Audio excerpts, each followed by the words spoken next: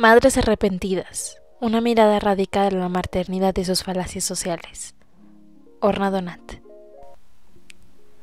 ¿Quién eres, mamá? ¿Que callen o que hablen las madres arrepentidas? De esto no se puede hablar con la mayoría de la gente, porque no lo entienden, o les parece una verdadera amenaza, o no les interesa. Se ponen rápidamente a la ofensiva. A la gente le cuesta mucho oír estas cosas. Puede hablar de eso con muy pocas personas, casi con ninguna. Sky, madre de 3 hijos, 2 entre 15 y 20 años y 1 entre 20 y 25 años. En las últimas décadas se han producido cambios en la forma de hablar sobre la maternidad y las emociones que esta produce. Si bien antes la figura de la buena madre se erigía como el bastión que impedía a las mujeres admitir sus limitaciones en la crianza de sus hijos y llevaba a muchas a ocultar sus sentimientos, en los últimos tiempos las murallas de la mitificación se desmoronan paulatinamente. Un mayor número de madres hacen valer su derecho a expresar decepción, hostilidad, frustración, aburrimiento y ambivalencia pese a que ellas esperan armonía y serenidad. Estos cambios son el fruto, entre otros factores, de transformaciones más importantes que caracterizan la época actual. Cada vez más grupos sociales piden tener voz como actores culturales, una voz con la que negocian su situación y sus derechos, una voz que les permite activar nuevos procesos. Hoy en día es ilícito intentar modular los límites de lo expresable o no expresable. Incluso expresar sentimientos en torno a la maternidad que detonen cierta complejidad, más allá de la pura alegría y la satisfacción, se ve como algo inherente a la experiencia de la maternidad, a sus circunstancias por naturales conflictivas. Sin embargo, las voces de las madres que se sienten insatisfechas, desorientadas o desilusionadas sufren todavía censura y condena. En abril del 2013, por ejemplo, se publicó un artículo de Isabella Dutton, una madre y abuela inglesa que se arrepiente de haber tenido hijos, y recibió miles de comentarios de este tipo. ¡Qué mujer tan egoísta, insensible y desdichada! Me parece increíble y siento muchísima lástima por sus hijos, que sin duda podrían haber leído este artículo. Me horroriza imaginar lo mal que se sentirán, sobre todo si vieran esto impreso para que lo leyera todo el mundo. Es realmente espantoso, muy triste. ¿Qué pensará su marido de ella? Gracias a Dios que esos niños tienen un padre que los quiere y los cuidará. Es terrible admitir algo así. ¿Por qué lo ha hecho? Es que no podía guardárselo solo para usted, pobres niños. Hay que decir que Isabella Dutton sufrió represalias por revelar su arrepentimiento sin ocultar su nombre ni su rostro. Sin embargo, debatir sobre el lamento de las madres bajo seudónimo, tras un anonimato que evita que sus hijos lo descubran, tampoco priva a las mujeres de estar en la picota, tal como se aprecia en los comentarios que originó el debate primogenio surgido en Alemania sobre el fenómeno de las madres arrepentidas. He aquí un par de ejemplos. ¿De qué otros aspectos de nuestra vida vamos a arrepentirnos también en público y a debatir por internet añadiendo un hashtag mientras nos damos un baño de autocompasión? Me gustaría hacer un llamamiento a todas esas madres y padres que lleven una vida plena. No es decente echar la culpa del desastre de sus vidas a sus hijos. Es muy fácil cargar la responsabilidad de sus lamentos en el cochecito. Pero me parece alarmante decir en público que no volverías a tener a tus hijos si tuvieras la posibilidad de elegir y que te arrepientas profundamente de haber sido madre. No por las madres que tengas a tu alrededor, ni por los compañeros, amigos o vecinos, sino por tus propios hijos. Porque algún día leerán estos textos y se enterará de que su madre no los habría tenido si hubiese podido. ¿Y cómo se sentirán cuando descubran que son la mayor desastre de la vida de su madre? El hecho de que no importe si los hijos quedarán expuestos o no a la opinión pública cuando su madre realice esas declaraciones, o si lo hará con su identidad real o con una identidad falsa, implica que bajo la superficie de tales denuncias yace algo más. Reafirman viejas verdades sobre la maternidad, de que prescriben el silencio acerca de las experiencias maternales angustiosas. Hablar es indecente e indica en suma que la mujer sufre alguna patología. Juzgar a las madres tan caprichosas es síntoma de una visión tradicional y jerárquica según la cual las vivencias femeninas son menos valiosas y culturalmente inferiores. Por ende, Se espera que su experiencia subjetiva, tanto como mujeres como en su faceta de madres, permanezca en silencio, o por lo menos se reestructure de acuerdo con las expectativas de la sociedad. A mujeres y madres se les reprocha a sí mismo a causa de un mantra social cada vez más extendido, en virtud del cual vivimos en una época de queja, en una era supuestamente asolada por la epidemia de la autocomplacencia. Por consiguiente, puesto que cada vez se permite hablar con mayor y más diversa cantidad de grupos sociales con el fin de socavar el curso natural de las disposiciones sociales opresivas, resulta en justicia insoportable escuchar lo que dicen estas madres sin tildarlas de seres consentidos, insensatos y exageradamente débiles. De lo contrario, habría que aceptar que también ellas tienen motivos de queja. Así pues, mientras que la ilusión colectiva es que el arrepentimiento siga siendo un sentimiento de culpa, se gritó de la madre, causando por un fracaso personal que no tiene nada que ver más que consigo misma. No sorprende que las mujeres arrepentidas de haber sido madres se enfrenten a un temor tremendo al tratar el tema en el hogar, con la familia, con los amigos y en el lugar de trabajo. Intentar hablar, ser acallada. Conocí a Tirsa en marzo del 2011. Cuando me llamó para preguntarme si seguía haciendo entrevistas para el estudio. Se había enterado a través de un periódico israelí y quería participar. Unos días más tarde fue a su casa, situada en un pequeño municipio del centro de Israel, donde vive sola. Sus hijos ya no viven con ella, tiene más de 30 años y están emancipados. Ambos han formado una familia, así que a sus 57 años, Tirsa es abuela de 2 niños. Nos acomodamos en la cocina para iniciar la entrevista y de hecho no hemos dejado de hablar desde entonces. Una de las primeras cosas que me contó fue que trabaja en un hospital. A lo largo de nuestra conversación se refirió varias veces a sus intentos de hablar sobre el arrepentimiento con sus compañeras de trabajo, pero no he encontrado a nadie que quiera escucharla. Tirsa. Me paso el día rodeada de bebés, padres y tratamientos de reproducción. Así que me consta que muchas mujeres opinan igual que yo, pero no se atreven a sincerarse consigo mismas ni con sus seres más allegados. Comprendo la dificultad, lo entiendo. A mí también me cuesta. Es difícil retirar las capas superficiales de lo establecido, arrancar a la paternidad o la maternidad su velo romántico cuando van acompañadas de una ideología política y social. Casi todos mis compañeros de trabajo son médicos y no entienden qué les pido, de qué les hablo. Me consideran una especie de bicho raro, por no decir que soy una pervertida y otras cosas por el estilo. Sí, así me ven, como un bicho raro. En cuanto saco al tema, aunque sea de forma breve, todos tratan de evitarlo y huyen. Cambian de tercio e intentan contentarme rechazando lo que pienso. Mis ideas no tienen cabida en nuestro departamento. Es un departamento que hace posible y alienta los nacimientos, y mis pensamientos se ven censurados. Es una lástima, porque muchos no entienden qué hacen ni quieren entenderlo. Son como avestruces que esconden la cabeza bajo la tierra y se mueven impulsados por la inercia. Hasta el día de hoy, Tirsa dice que su punto de vista sobre la maternidad es motivo de marginación en el trabajo. Nadie entiende, nadie se molesta en entender. Este sentimiento era compartido con varias madres principiantes en el estudio, e intentaban hablar sobre ello con sus maridos, amigas y otros familiares, como madres y hermanas, así como en sesiones de terapia. Brenda. Cuando intenté contárselo a mis amigas, me acallaron inmediatamente. ¿Y tú dices eso? Deberías dar gracias por los que tienes. Menudo golpe. Pensé para mis adentro.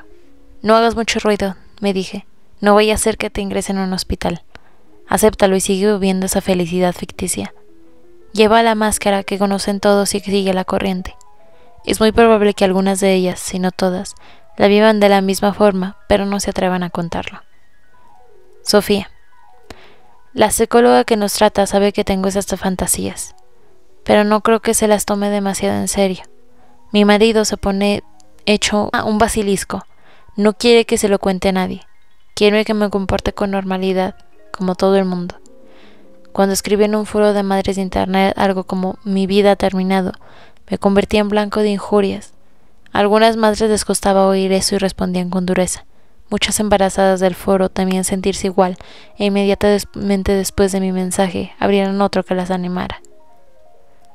El temor de verse callada y que su comportamiento se interprete como aberrante es uno de los motivos por los que algunas de las mujeres participantes en el estudio nunca habían intentado hablar sobre el tema antes de ser entrevistadas.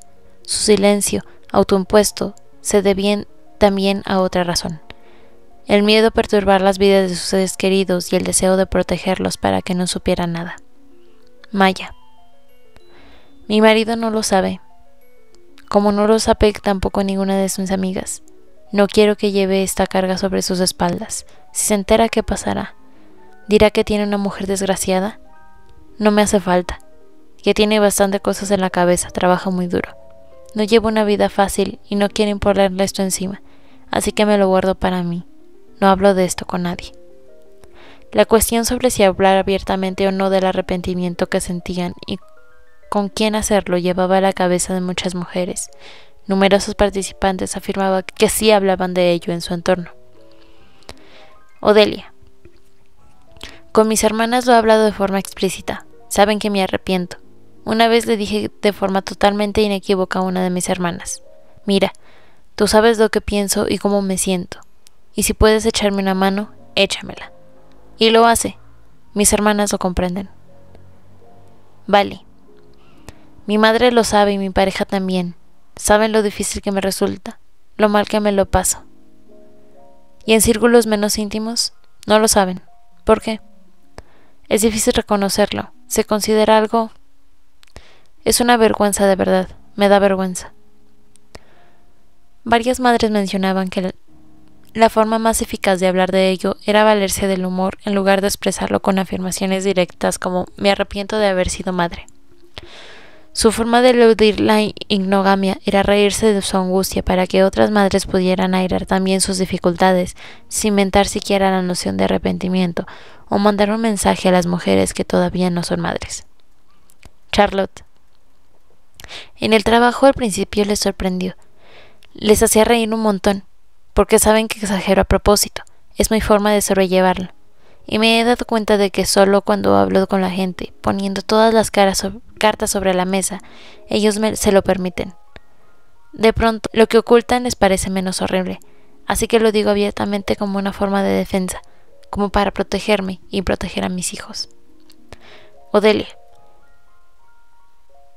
¿Con quién se siente cómoda hablando de esto? Con las chicas que estudian conmigo. Son más jóvenes y sienten mucha curiosidad cuando me preguntan cómo puede ser que me sienta así. No lo entienden. ¿Y usted qué les dice? Que si hubiera tenido un día los conocimientos que tengo ahora, probablemente no tendría hijos. Y cuando ellas hablan de tener hijos, les digo: esperad, no tengan prisa. Se los digo siempre. A veces con otras personas me hablo y siento ganas de decir algo, pero luego me detengo, porque sé que será mejor no cruzar esa línea, ya sabe. Carmel. Tengo mucho cuidado con quién hablo de según qué, pero en realidad no me escondo. Es curioso porque cada vez que hablo con alguien que no quiere ser madre, enseguida la animo y le digo que está muy bien, que la apoyo, que me parece acertado. Sofía. Siempre tanteo el terreno antes de lanzarme a hablar. Ahora puedo expresarme con total libertad porque eso es lo que persigue usted. Y aunque piense algo de mí, no me lo dirá. Y esta es una situación distinta porque no es usted madre. Si lo fuera, lo cotejaría de inmediato con su situación. A los padres les resulta muy estresante oír hablar de ello, ¿me entiende? No se lo diré primero que pase. Una vez que he comprobado el terreno y veo que es propicio, lo digo. Y entonces me lo aceptan como cualquier otra opinión. Luego me hablan de sus parientes sin hijos. Lo hago cuando mi marido no está porque le molesta que hable de ello. Y le comprendo, porque si yo disfrutara de mis hijos como él lo hace, mi cónyuge dijera que no los quiere, a mí también me costaría aceptarlo. Unas semanas después de quedar con Tirsa para la entrevista, recibí una carta larga y detallada de su puño y letra. En 8 páginas trataba de explicarme otros pensamientos que había querido compartir conmigo durante la entrevista, pero no había podido. Al tratar de escribir, o mejor dicho, de organizar mis pensamientos y explicar mi respuesta personal de arrepentimiento por haber dado luz a 2 hijos, me doy cuenta naturalmente del modo en que las palabras reducen, debilitan y desplazan la dolorosa verdad. Pero no existe ninguna otra forma de comunicarse que no sea con palabras. Las palabras hacen que el más insoportable sea soportable. Estas palabras, con las que las mujeres buscan una forma de hacer frente a una postura emocional que puede resultar un tormento y que socialmente se percibe como peligrosa, se intensifican cuando se trata de abordar el tema con los hijos.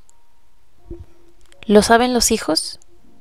Durante los últimos 8 años he estudiado el arrepentimiento de algunas mujeres por haber sido madres y constantemente me he preguntado si lo comentan con sus hijos, aunque como veremos la respuesta es en muchos más compleja que sí, no. Lo que más me intrigó fue descubrir que quien lo pregunta casi siempre ansía recibir una respuesta negativa. No hablan sobre ello en casa porque se considera el peor de los males, una prueba definitiva de lo malas madres que son. A veces incluso peor que el hecho de arrepentirse de la maternidad en sí. El único guión que suele acudir a la mente de este terrible asunto es uno en el que la madre espeta a sus hijos, con una mirada de odio y un hombre solo de sus necesidades más egoístas, que se arrepiente de haberlos tenido porque le han arruinado la vida, sin tener en cuenta cómo puede afectar eso a ellos y sus relaciones familiares. Este único guión predominante se insinúa en las siguientes palabras de preocupación. Nadie debería oír de boca de su madre que no es querido, es cruel, injusto e inhumano. Dicho guión bien podría percibirse en la realidad. La hija de una mujer que se arrepiente de su maternidad lo describió con esta profundidad. No es nada fácil después del parto reprochar a los hijos su existencia en la vida de las madres. No solo hace falta valor para hacerlo, sino también una gran dosis de frialdad emocional, como ocurre con los trastornos de personalidad. Aunque ruego a Dios que esos niños nunca oigan lo que sus madres dicen sobre su existencia, estoy segura de que todos ellos sienten que no son queridos, que no deberían estar aquí, que no deberían vivir para que su mamá se sintiese mejor. Yo tuve una de esas madres, una madre que me culpaba incluso cuando era pequeña por la vida que no había podido vivir, que me gritaba, si no estuvieras aquí, mi vida habría sido distinta, ahora sería feliz. En aquella época, sus palabras me hacían desfallecer y suponían para mí una carga que aún hoy en día trato de aliviar. Me llevó mucho tiempo comprender lo dolida que estaría mi madre y lo desvalida y desfallecida que debía de verse para sentirse de esa forma. Ahora lo comprendo, lo inmadura que era cuando me concibió. No puedo ni deseo pasar por alto este doloroso relato de una mujer hija que cargaba con el sufrimiento de una madre sin tener culpa alguna. Sus palabras deben ser escuchadas y bien alto. Sin embargo, otros guiones pueden fundarse en toda una gama intergeneracional de posibilidades, las que constituyen las relaciones entre madres e hijos. Así puede verse en las siguientes palabras de una hija cuya madre se arrepiente de haberla tenido. Cuando tenía unos 12 años, mi madre me dijo que se arrepentía de haberme tenido. Espero que te lo pienses bien antes de tener hijos, me dijo aquella cálida mañana de verano. Si tuviera que hacerlo otra vez, estoy segura de que no tendría hijos. Con 12 años sus palabras me dolieron. No tenía idea de qué quería decir ni por qué me lo decía. Realmente desease que nunca hubiese nacido. Hasta ahora, que han pasado 20 años y tengo 3 hijos, no he comprendido lo que quería decir. No es que no me amara, no es que deseara no tenerme, es que sabía que cuando te conviertes en madre, tu vida nunca más vuelve a ser solo tuya. En el delicado brete que constituye el dilema de si decir algo o no, las madres pueden perder los papeles, quizá por sentirse emocionalmente confusas o por cualquier otra de las muchas razones posibles y no necesariamente debido al deseo de reprocharle algo a sus hijos. La catedrática británica australiana, Sarah Ahmed, proponía comparar la confusión social emocional con el hecho de entrar a un cuarto oscuro o acceder a una habitación con los ojos vendados. Si conocemos la sala porque hemos estado allí antes, podemos alargar los brazos, buscar objetos a tientas y determinar qué tenemos adelante. Estar previamente familiarizados permite ubicarnos en el espacio. Pero si no conocemos la sala, puede que los objetos que intentamos asir no nos ayuden a orientarnos. No saber más sobre aquello que tenemos delante puede producirnos desconcierto e impedirnos decidir hacia dónde ir. Por consiguiente, estos momentos de desorientación son necesarios porque es justo entonces, cuando dudamos de la idea de la vida como una línea recta, es una experiencia reveladora. Tal vez el suelo que pisamos será inestable. Por otra parte, esos son los momentos que permiten el acceso de nuevos esquemas mentales a nuestra imaginación. Sin directrices externas sobre dónde acudir cuando se sienten arrepentimiento y al mismo tiempo desean hacer las cosas bien, muchas madres andan solas, pueden creerse perdidas en una sala oscura donde no hay puntos de referencia. Deben abandonarse en la exploración conjetural, sobrepensar las posibles formas de avanzar, en un guión que no existe, como veremos seguidamente. Todas las madres participantes en este estudio intentan buscar su propia solución al dilema, manifestar o silenciar su arrepentimiento, expresarlo de forma explícita o hablar de él indirectamente, reparando las dificultades que entraña la maternidad, valorando si merece la pena, planteando incluso la posibilidad de que se pueda no tener hijos. Para proteger, silenciar el arrepentimiento. Para algunas de las madres participantes en el estudio, la decisión de no hablar con sus hijos sobre sus experiencias de maternidad y arrepentimiento radica en un triángulo de deseos: proteger a los hijos, proteger su vínculo con ellos y protegerse a sí mismas. Sofía. ¿Por qué no he participado en el foro? Le he tenido en la punta de los dedos muchas veces, pero me da miedo de que cuando crezcan lo lean en el foro. Esta idea me aterra. Claro que puedo utilizar un nombre falso, pero me aterra que descubran que no los quería. Y claro que lo saben, los niños lo saben todo. Me leen el pensamiento, todo lo que yo paso lo pasan conmigo. Son sensibles a estas cosas, pero no me gustaría que lo leyeran. Lo cierto es que si no tuviese hijos, ahora estaría escribiendo un libro de AUPA, un artículo en todos los periódicos. Lo haría saber sin tapujos y diría que este fenómeno también existe. Sin embargo, me da muchísimo miedo herir a mis hijos. No tengo ningún problema.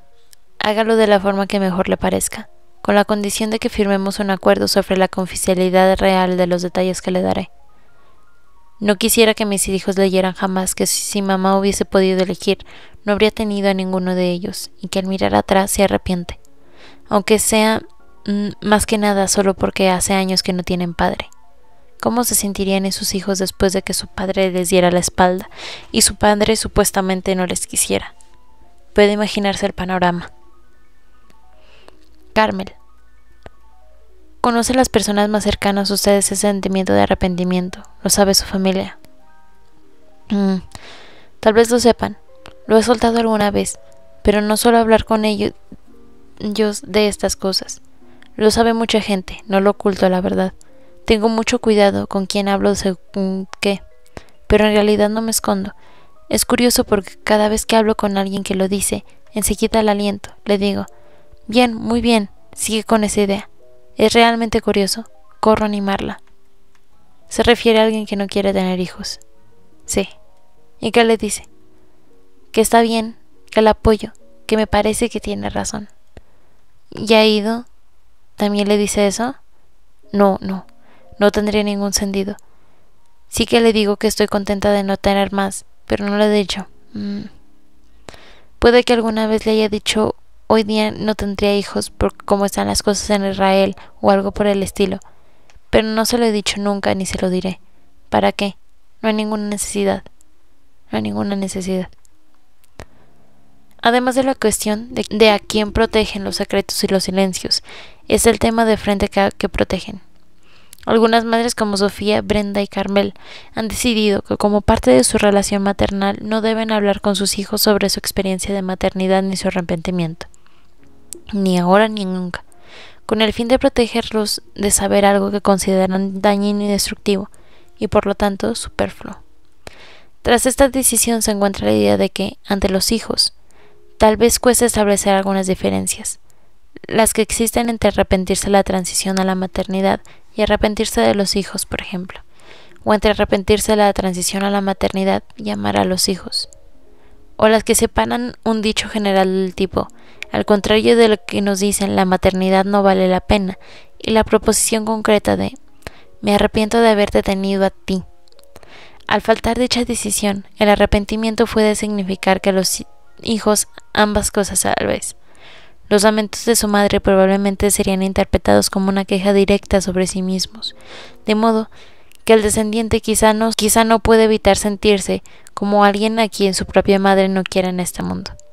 Además, ese conocimiento puede conducir potencialmente a sus hijos a sentir culpa y temor por el hecho de haber provocado la postura emocional a la que han llegado sus madres, sin admitir siquiera la posibilidad de que sea la transición a la maternidad y la propia maternidad los causantes.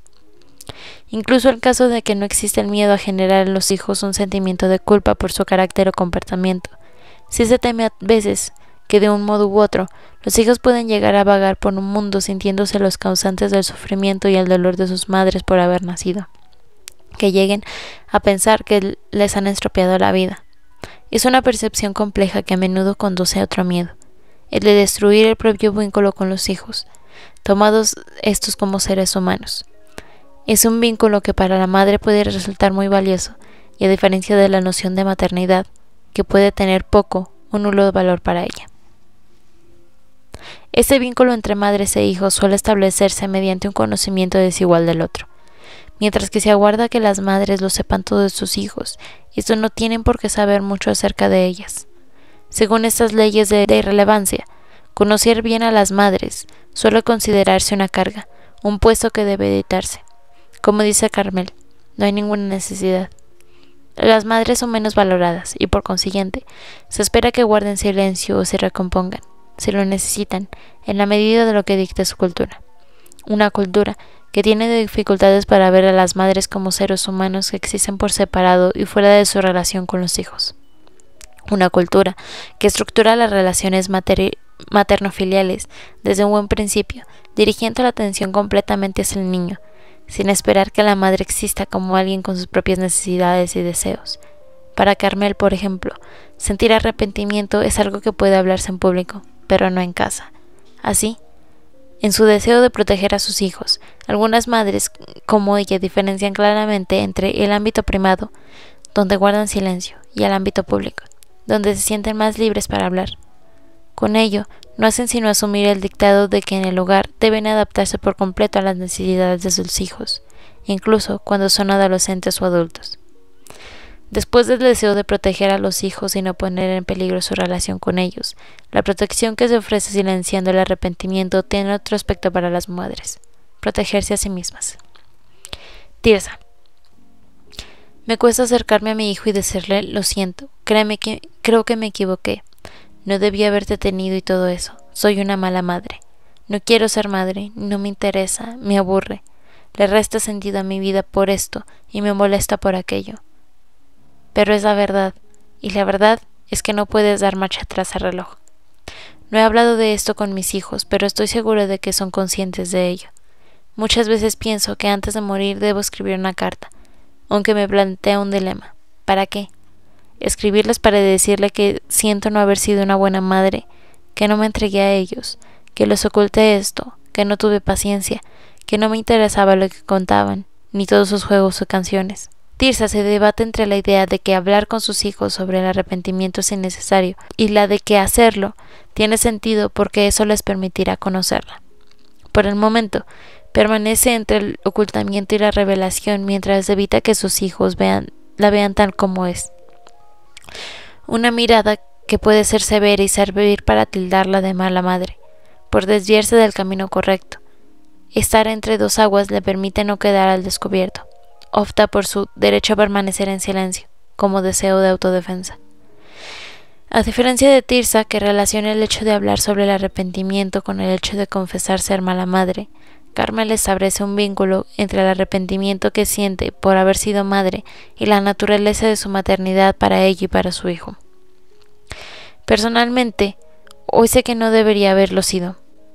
No porque no haya actuado como ni debía ni nada de eso. Soy una madre increíble e Ido lo corroboraría en cualquier momento.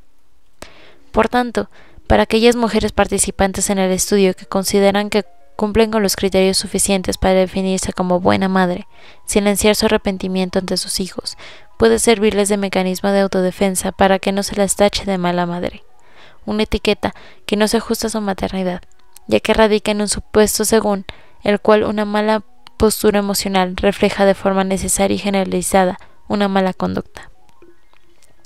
A diferencia de las madres que están decididas a no hablar sobre su arrepentimiento, otras toman una decisión distinta por el mismo motivo, la protección, es decir, los mismos criterios de protección que pueden hacer que de una madre guarde silencio delante de sus hijos sobre el arrepentimiento por ser madre, pueden hacer que la otra hable con ellos o desee hacerlo.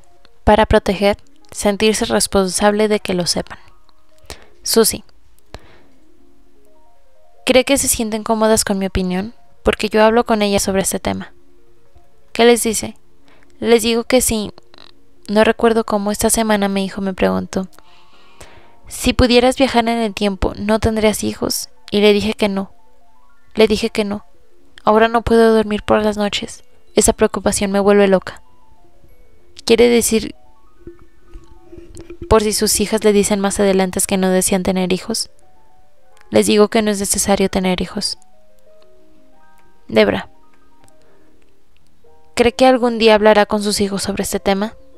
De cierto modo ya los trato con ellos. No puedo ir y decirles me arrepiento de haberlos tenido, porque considero que ningún hijo debe oír eso jamás. Pero sí que les digo, sobre todo a mi hija mayor que no desea ser madre. Eso lo sabe, me lo ha ido decir. A veces incluso me lo reprocha. Oh, tú no me quieres, no querías tener hijos. Y entonces le digo, tienes razón, no quería tener hijos, pero te tengo y te quiero muchísimo. Hay una diferencia abismal entre esos dos mundos y cuando seas mayor, tú decidirás. Rose. Estoy seguro de que en algún momento mis hijos necesitarán hablar con su madre. Por lo menos para saber mi opinión y mis conocimientos sobre lo que significa ser padre y la legitimidad de optar por no tener hijos. De una forma u otra, algunas mujeres deciden hablar con sus hijos sobre su experiencia maternal o su arrepentimiento, o se plantean hacerlo en un futuro. Interpretan de una manera diferente el concepto cultural de protección y cuidado por parte de los padres. Para ellas, silenciar su experiencia subjetiva en torno a la maternidad es lo que puede poner en peligro a sus hijos y a ellas mismas. Por consiguiente, tanto para protegerse como para proteger a sus hijos, deben compartir con ellos esa angustia que puede acompañar la maternidad y la idea que quizá no valga la pena. Yasmín. ¿Cree que se lo comentará algún día? ¿A Shai? Sé que voy a hablar de este tema con él. Verá, leo muchos libros sobre ser padres, para adquirir herramientas, y una de las cosas que dicen es que hay que compartir, incluso aunque tenga solamente 2 años. Así que antes de que se acueste y todas las mañanas les dedico unos minutos. Comparto con él mi tiempo, le comento cosas, le cuento muchas cosas sobre mis sentimientos. Tengo fotos enormes de mi embarazo, son impresionantes. Tengo una con una barriga inmensa y sentados en mi dormitorio le digo, ¿sabes una cosa, Shai? Hace apenas 2 años tenía contracciones. He comenzado a compartir con él este tipo de cosas. Establecí una conversación en la que solo hablaba yo, pero él seguía sentado, escuchándome, y le enseñé una foto de cuando estaba en mi vientre, y le describí todo lo que me sentía, lo duro que fue el parto, y qué pensaba de él al principio, y como poco a poco comencé a amarlo, porque es encantador. Realmente hablo con él, y es algo que creo debo hacer. Mi madre también nos crió de esta forma. Me dijo cosas que ella sentía que no me gustaban oír, y pienso que eso me hizo ser quien soy. Algo que está bien. No hay que apaciguarlos. Yo no lo apaciguo. Es mi hijo. No soy su amiga y no. Creo en fronteras claras y no en revelaciones completas. Creo firmemente en ello, aunque en la práctica a veces es difícil aplicarlo. Maya.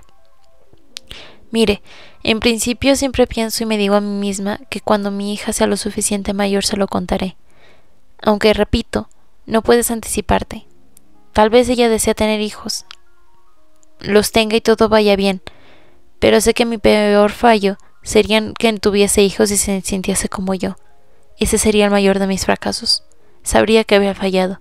menudo éxito si viviese su vida sintiéndome como me siento yo. Con estas palabras de preocupación, Maya ilustra un tipo distinto de responsabilidad hacia su hija, una responsabilidad de la que en general no se repara: preparar a los hijos para la vida, como uno de los fundamentos esenciales de ser madre o padre. Se espera que los progenitores enseñen a sus hijos cómo funciona el mundo, para permitirles participar en él y ser bienvenidos en la sociedad, para indicarles un sentido de pertenencia. A menudo, esta orientación se logra enseñando a los hijos a repetir lo que hace el resto de la sociedad, incluido lo que hicieron sus padres y les funcionó. Por otro lado, la preparación para la vida puede incluir exactamente la postura contraria: guiar a los hijos para que no repitan los errores que cometieron sus padres. Casi en cualquier otra esfera de la vida sería comprensible e incluso bienvenido que los padres pidieran a sus hijos cautela, desear que no resulten heridos, cuidado, ve por el otro lado, excepto en el tema del matrimonio y la paternidad. Por mucho que los padres puedan sentir que se equivocaron o que sufrieron decepciones tras vivir un divorcio o los efectos de una alienación parental, por ejemplo, parece que la mayoría de ellos seguirán alentando a sus hijos a buscar pareja y ser padres, no solo en nombre del amor, sino también en nombre del supuesto social que dicta que debe seguirse un camino de vida natural. De este modo, se perpetúan tradiciones de fertilidad entre generaciones, en nombre de un trazado lineal que debemos recorrer todos, pasando de forma natural por el estadio vital al siguiente. Según ese supuesto, los chicos y las chicas crecen en una misma dirección, que los guía naturalmente a desear casarse y ser padres, incluso aunque no lo deseen todavía. En oposición a dicho supuesto, la teoría queer sugiere que la propia infancia es una experiencia mucho más diversa, puesto que los niños no crecen de una forma recta y lineal, sino lateralmente. Los niños pequeños no sienten vergüenza de jugar y descubrir su cuerpo, y en las primeras etapas de la vida se imaginan que pueden ser quien quiera y lo que quieran. En su imaginación pueden ser bomberos, astronautas o viajeros. Para ellos, todo es posible, incluso los adolescentes, que cuando van en grupo o se encuentran entre iguales, no es raro que dan por vergüenza la asimilación. Si se sigue rebelando a menudo contra las prohibiciones de los adultos y plantean muchas preguntas desde un punto de vista de desconocimiento inicial sobre cómo funcionan las cosas. Y es precisamente porque los niños no muestran una tendencia natural a ir en una sola dirección, por lo que se considera que necesitan ser asimilados o enderezados para que puedan desarrollarse en la dirección correcta.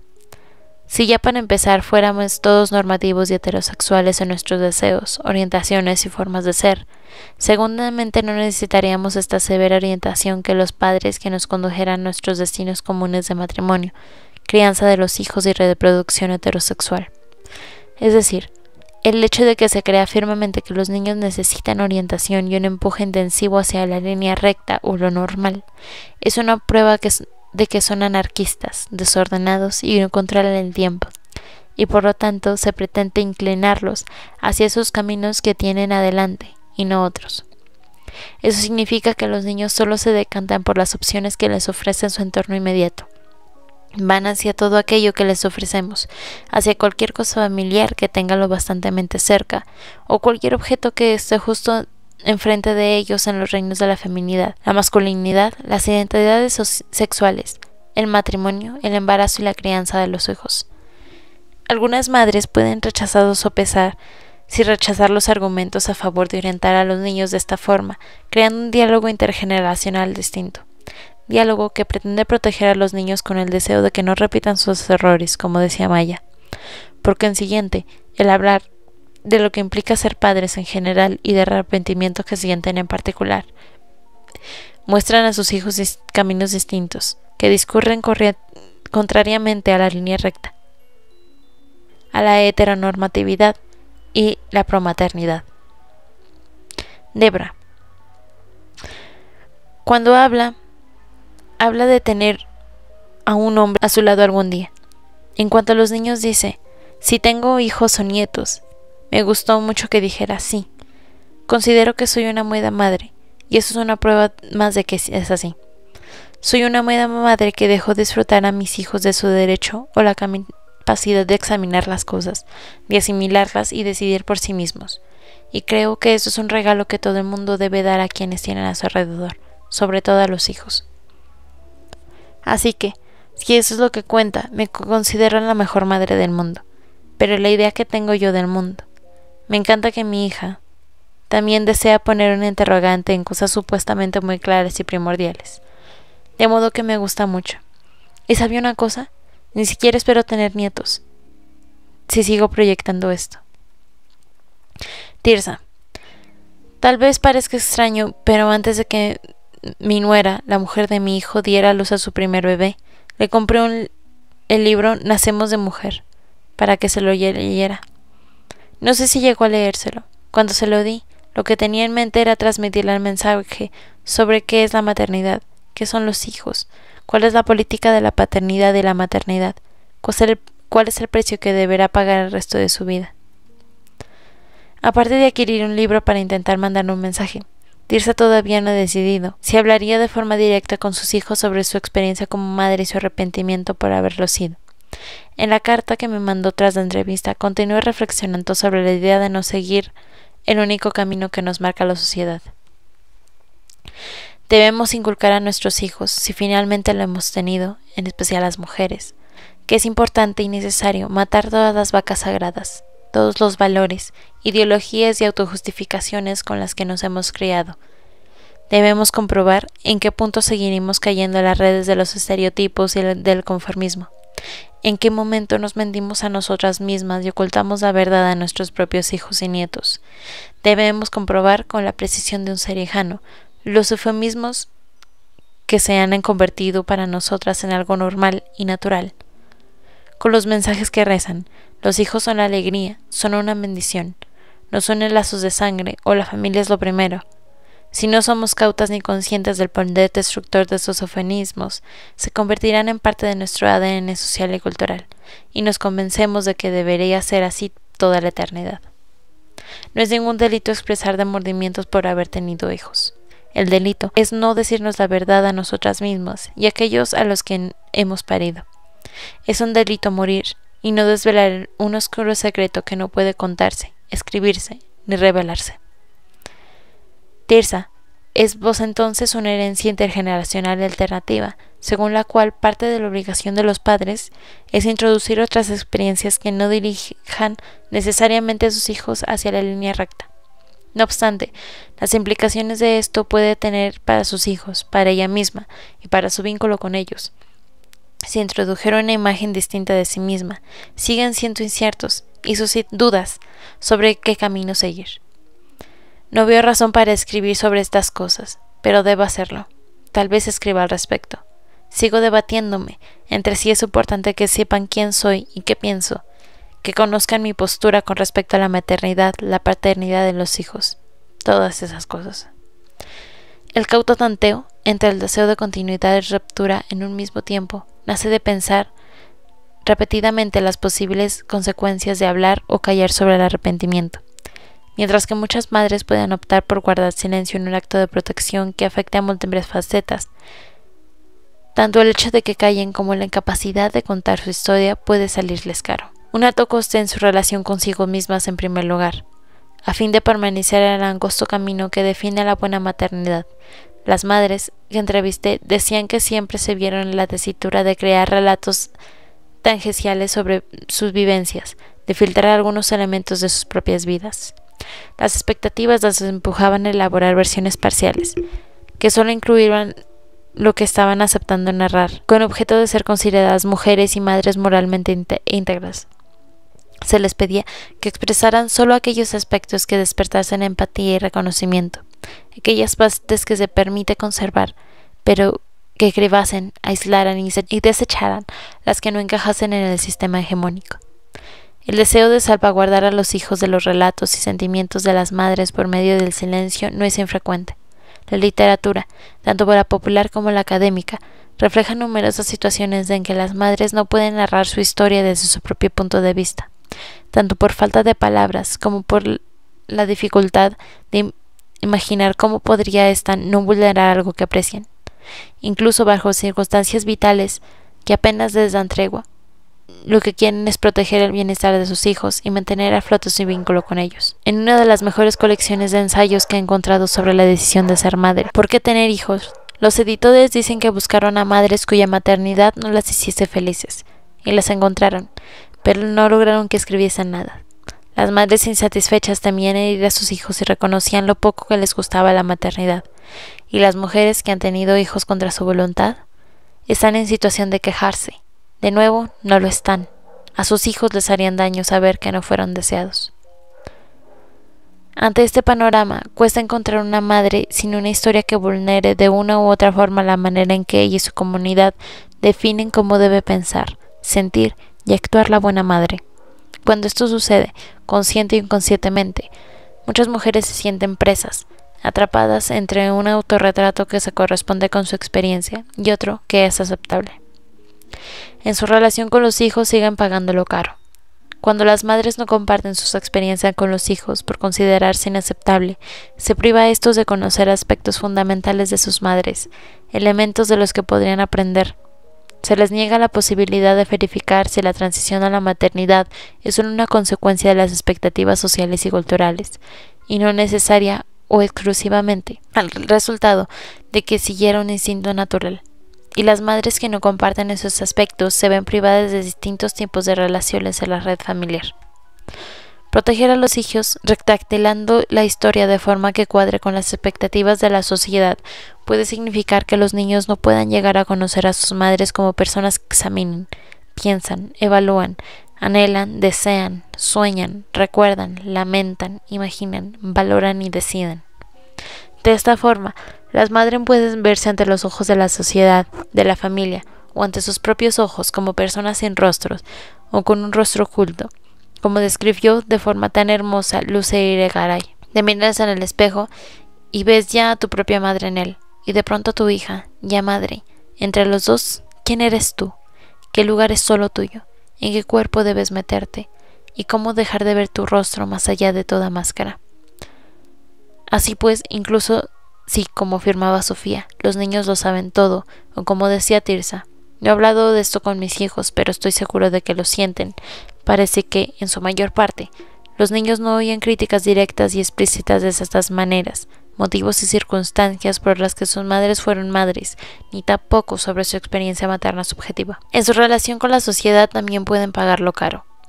Si las madres tienden a no contar su historia sin que ésta pase por un filtro social, ninguno de nosotros conocerá jamás historias más completas sobre la maternidad. Esto supone que silenciar partes de los relatos influye en esos acuerdos sociales que niegan a las mujeres el derecho de responder como les parezca conveniente, siendo ellas las propietarias de sus conocimientos. En conclusión, ¿cómo son la responsabilidad de los derechos de las madres? ¿Qué implica su comportamiento para con sus hijos como seres humanos, para sí mismos como seres humanos y para el futuro de ambos? Puesto que este futuro es incierto y por lo tanto también incontrolable, todas las mujeres deben encontrar su propia forma de gestionar el tema en torno a si hablar con sus hijos sobre su arrepentimiento o no hacerlo, si callar humildemente y contemplar con cariño cómo se desarrollan o hablar del tema y expresar su postura. Dichas preguntas, así como la variada gama de respuestas ofrecidas por las madres, tienden a un denominador común, el deseo constante de mejorar cuanto sea posible las realidades vividas por mujeres, chicas y chicos. Sin embargo, el fondo de la cuestión seguirá estando abierto.